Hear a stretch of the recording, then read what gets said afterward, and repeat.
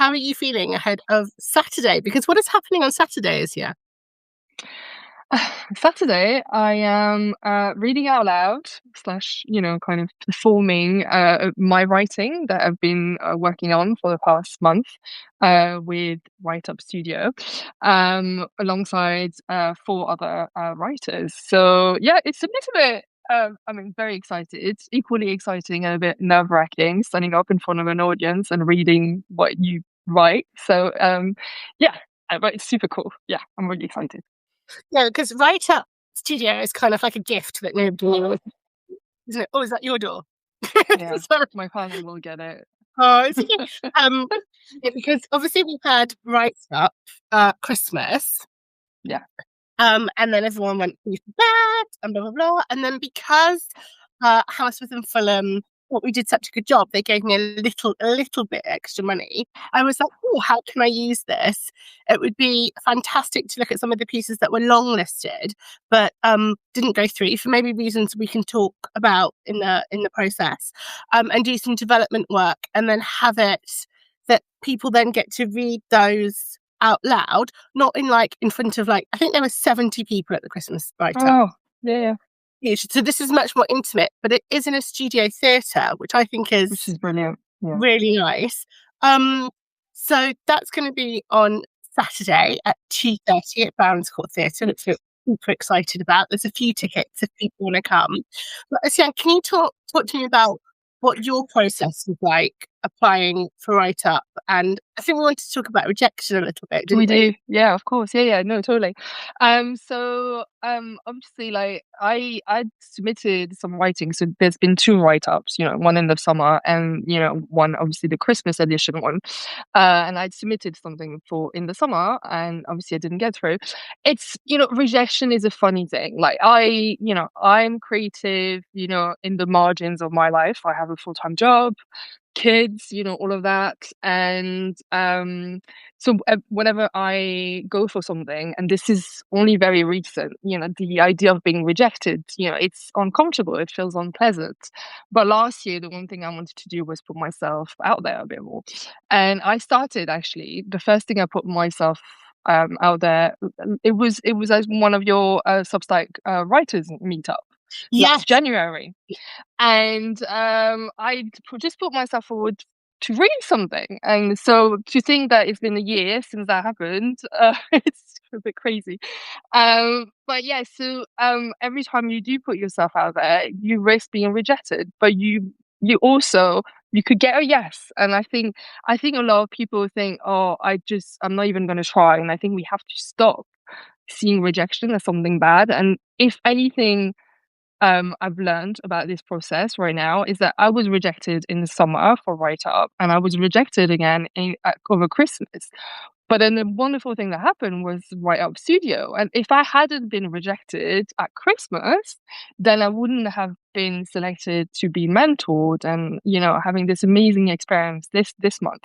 And I think all in all, it's been an even better experience for me because of the mentoring, because of the workshop that we did a couple of weeks ago, and all of that wouldn't have happened if I'd been selected for Write Up Christmas. So yeah, never think that rejection, it's rejection with a full stop. Like I think it's rejection with maybe but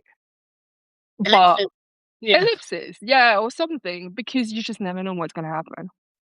And I remember I felt awful. I mean, for me, that's the worst part. You hate it, yeah. I hate it. I absolutely hate it. It's awful. And I know with the summer one, I mean the summer one had 52 people entered, and that was terrible. And then quite a lot.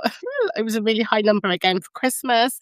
But I do remember you did I think you did a note on Substack that said that was the nicest rejection email I've ever had. It was amazing, and I don't think anyone would have taken the care and the time to send me such a nice rejection email. And I felt proud of myself. Just you give positives about my writing, and then you give suggestions on where it just didn't fit and it could have been improved, and that's the reason why I wasn't shortlisted. And now I can understand why.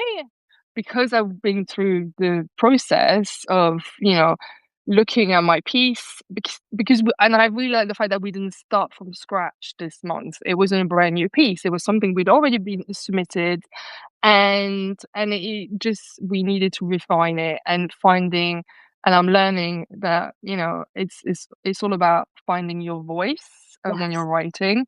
And also I think give me the confidence of really, like, really honing my voice rather than writing something that I think people might like, Yeah. rather than writing what you want to write. And I think that's something I the advice and what taken from this month is like, to use your voice. Don't try and write something that you think someone will like. Just, like, really, like, and that's the only way you'll have an impact on other people in a way, I think. And I think it was lucky, like, one of the reasons we were paired together, so I've been mentoring you this month, and one of the reasons was because I was like, I've seen Oceane read at meetups. I know that she has this really dark noir side that's really interesting. And I wanted to give you the space to explore that more, because I think it's one of the things that makes you really special. This sort of like wry, slightly dark, surreal element. And I think, with the submission for Christmas, I think you had felt like you needed to do something straight up memoir. Or am I wrong? Yeah. Yeah, Uh, totally. Yeah. And I was kind of going, oh, we can really, but memoir. I mean, I'm a memoirist. I was like, I use magical realism in memoir at times if it fits. And I think we had a real play, didn't we, in our first session together? Do you want to talk about what that was like? Sure, yeah. So you and I, yeah, we met up. Yeah, it wasn't. I think so. You gave me feedback on my original piece that I'd submitted. What, for Christmas? Yeah, Yeah. and yeah, and I think obviously your notes are always very, very detailed, and I think yeah, so I think all of your feedback was just, and it helped because you'd heard and read some of my writing before as well, because I've been writing quite a lot of flash fiction recently, but we're very fictionalized.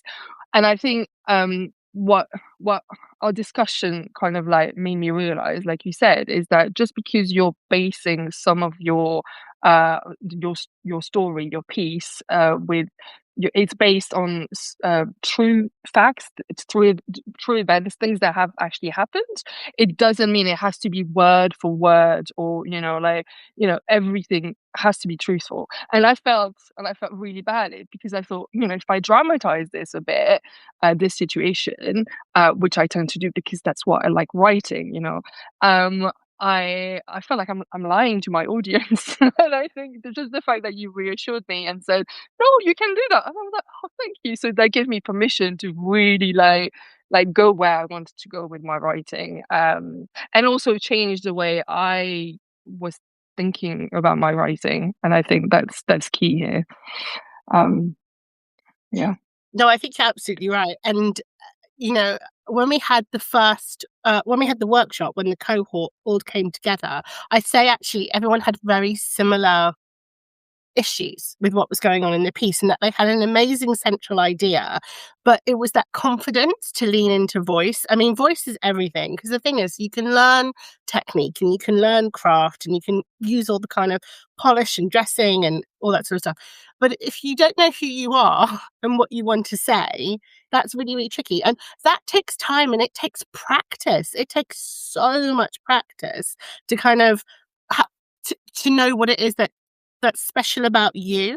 And I think what was interesting for me, I think we said this at the workshop, was what you were all completely different. There was not like one type of writer or On piece.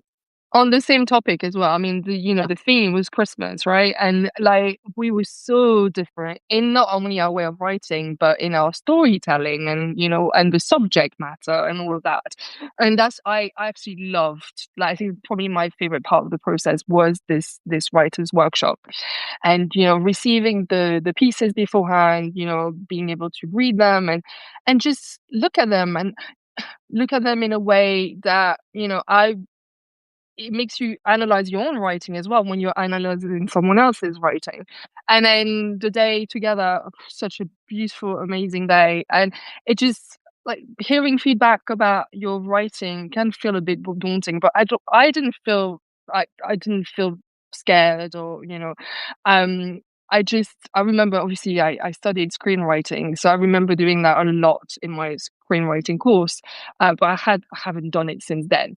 So, but it just even hearing everyone else's feedback on other people's makes you really reflect on your own writing, and I find that really valuable, to like to see where you're at and just to gauge where you need to tweak things. And yeah, so amazing, really lovely part of the process, I thought. I mean, it was such a special day, and I think we all felt that we'd been part of something really beautiful. And it was nice because that format that we had is exactly the format that we use every month at the Writers' Circle. And you can see that it is that blend of what, if you have been to university and you've done prose or screenwriting or anything like that, or theatre, you're kind of used to that coming together and kind of sharing and giving critiques. But some people might not have ever experienced that before as well. And I think we had a really nice blend of it being supportive but specific, of Mhm. going. And it's really interesting to see where the laughs come up, where people get a bit teary, where you see people's attention wander. It's really useful as a writer to kind of see that in real time, isn't it, when you read your work out loud?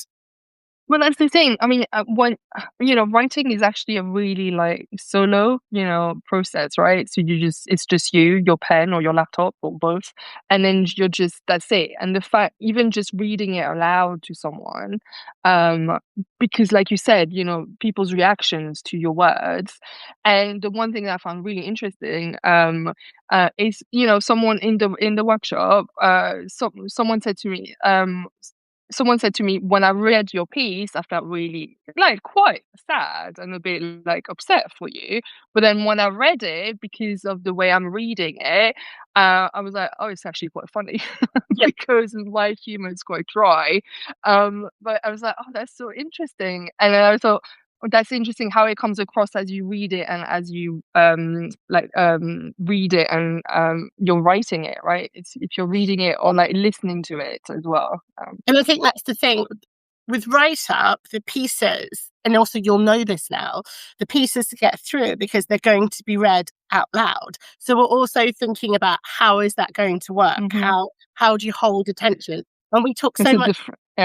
different experience, Yeah, reading and listening. Yeah. exactly. And all those kind of beats, but also the use of the silences to actually allow the person listening to hear it and to feel like they're experiencing it with you. We talked a lot about embodiment, didn't we? Like, how do you leave Mhm. space for your reader or listener? Yeah, totally. And that's what I've been working on this week. So obviously this week we're prepping for, for our performance on Saturday. And it's just like,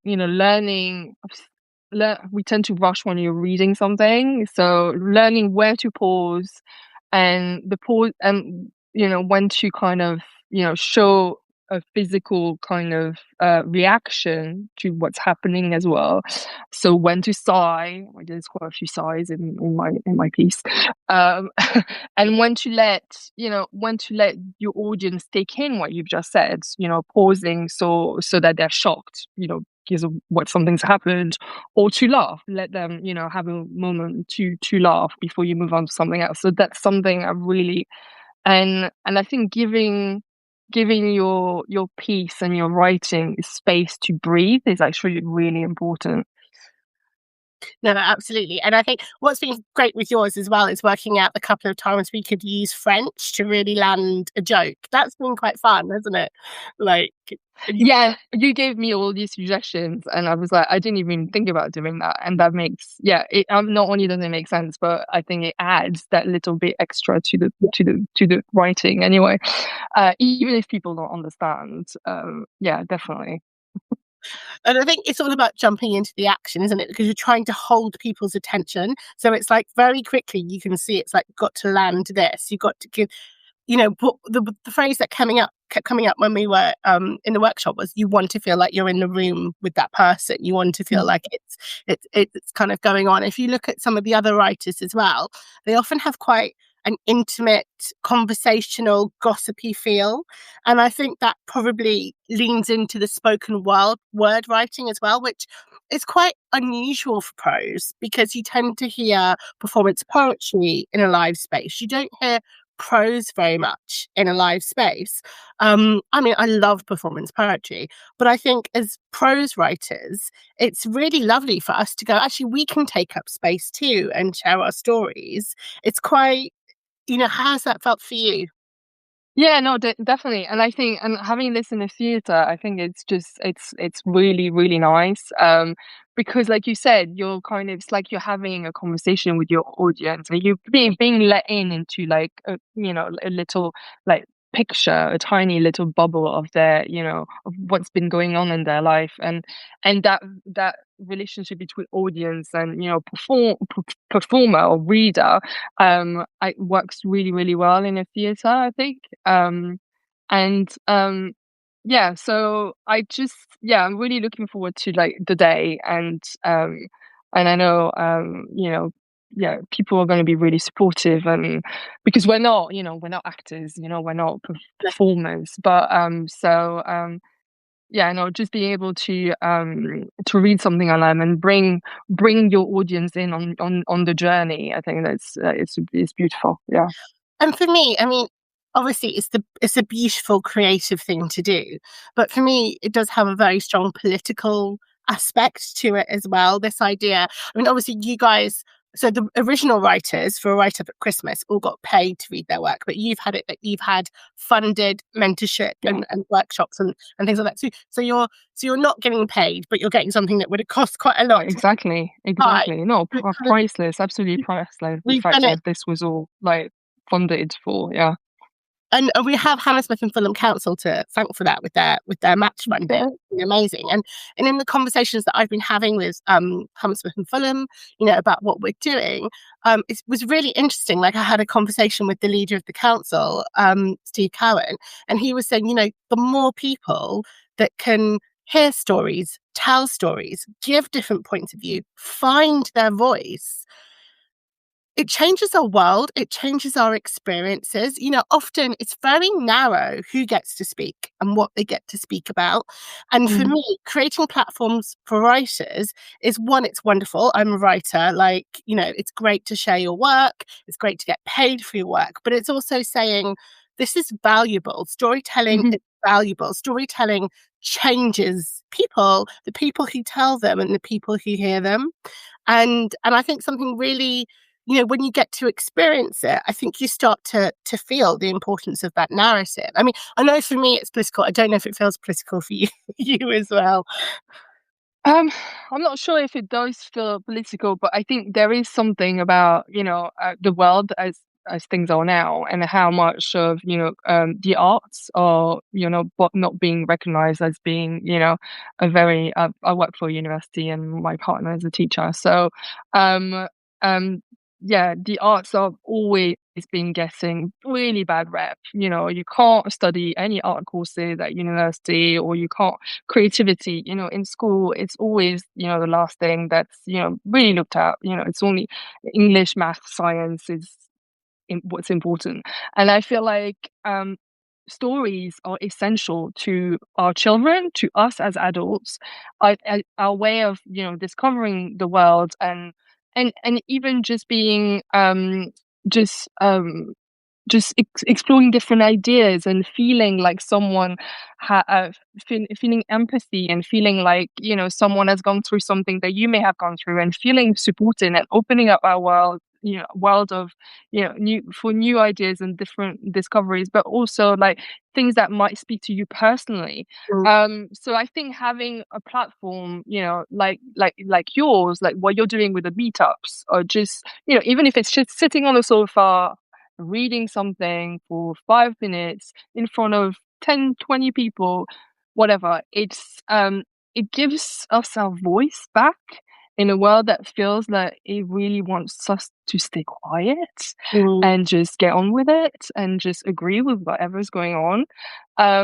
So it's I think it's yeah, I feel creativity and the arts are just so important for our well-being, and for the world. And I think that's what makes us human, really. yeah. And I think what I've loved about seeing your piece develop is, having read the original submission, to, we've gone through quite a few drafts, haven't we, and working on it. It's changed a lot. It's changed a lot.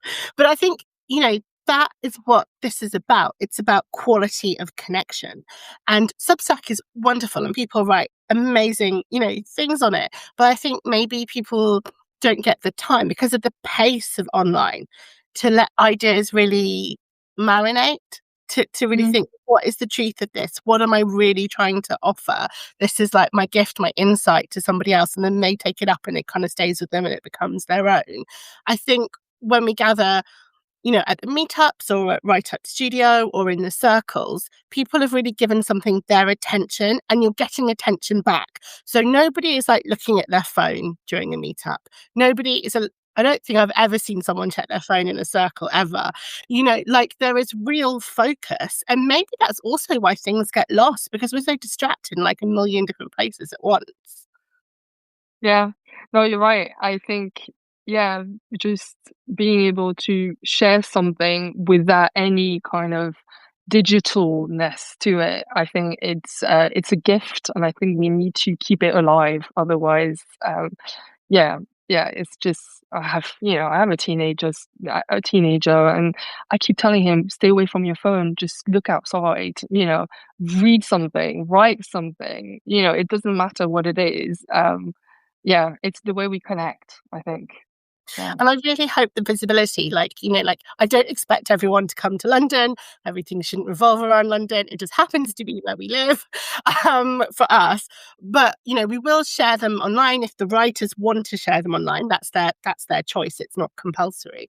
So people can read it and kind of see what the dialogue was that is going on. But I hope as well that people think, oh well, I could do that next time, or I've got something to say, and to realize it's such a supportive community as well. Like what I love about it is everybody wants everyone to do well, and we're not all just going for the same tiny scrap. There's no competition. I haven't felt like in competition with anyone, or jealous or envious of someone.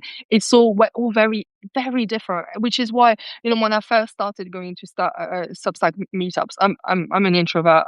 I find it difficult being with people I've never met before, and but you never run. You always have something to say. Everyone's writing something completely different, and it's so easy to just chat to someone about their Substack or whatever they're trying to create, whatever it is, and without any kind of sort of expectations or competition, like you said. It's a really nice space to be, and I think, and obviously you've got the online, obviously Substack, but being able to meet in person, yeah, it's super valuable, I think. I think you can really see in the way that I organise it, my West Midlands grassroots political activist upbringing.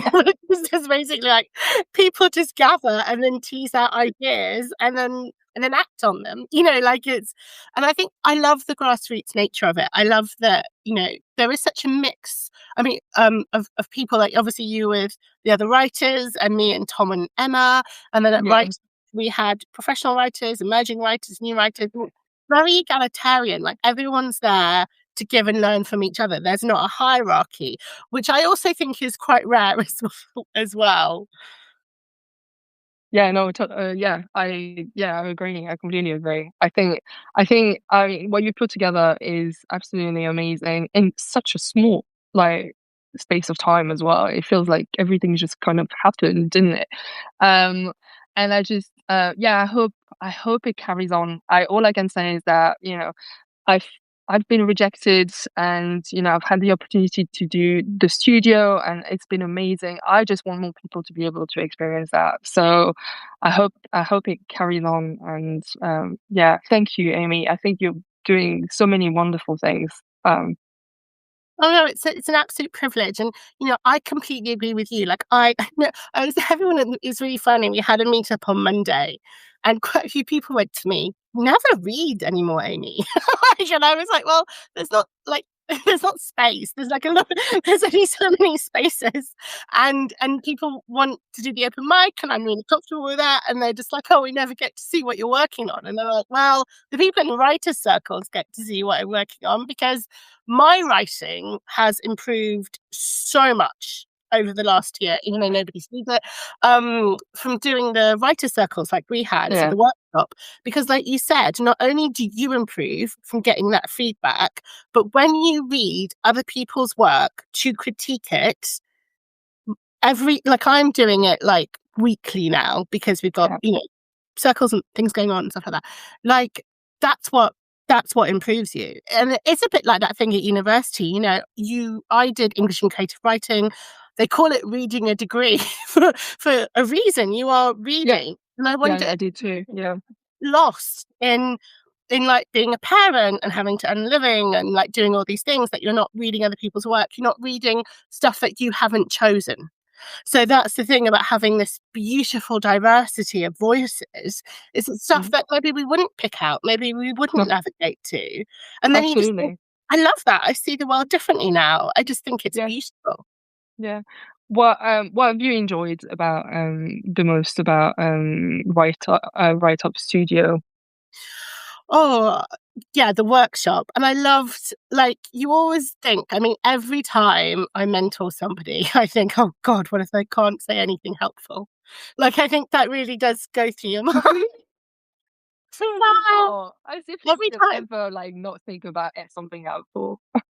Every time I do notes. Like everyone was joking at the meetup that, if you come to a circle, you get 3 pages of notes. You've had 3 pages of notes from me. And Alex, Twice. Yeah. yeah.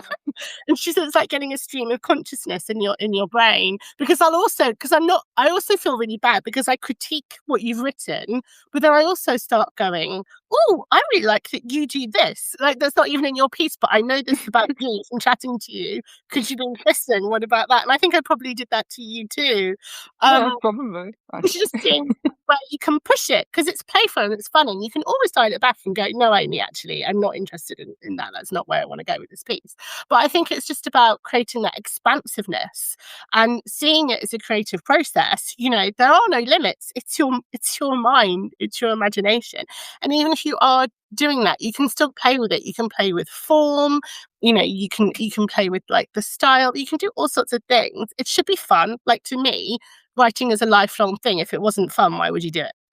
No, Like, absolutely. Yeah.